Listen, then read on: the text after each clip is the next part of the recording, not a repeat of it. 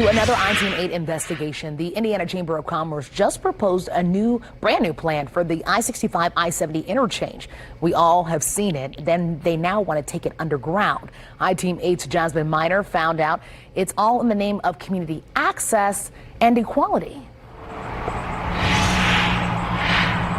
Yeah, absolutely, Alexis. I mean, for many communities of color, this interstate has been a barrier to resources, mainly downtown resources. And so the Indy Chamber of Commerce wants to take the elevated sections of I-65, 70 and put them underground and take this barrier and make it much smaller between the neighborhoods. And they say, yes, there is a big short-term cost to this project, but the long-term impact is going to change generations.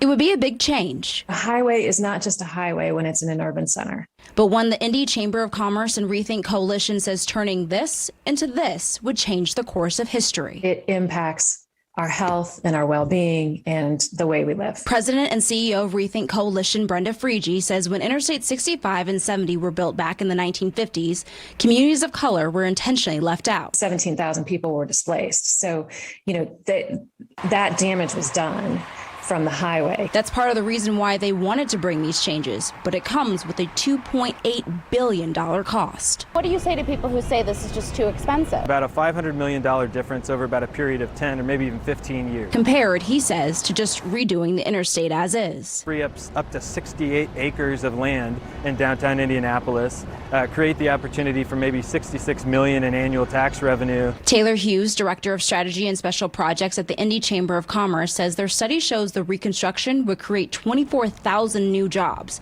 and is in line with President Biden's infrastructure bill. Bipartisan infrastructure bill actually includes language that specifically addresses projects like this. The plan right now is just a visionary one. They say the next step is to have a full engineered plan to bring to INDOT. This kind of an opportunity just doesn't come up that often. It hasn't come up for about 50 some years. So now we get to design what we want and to envision the future and move into that future.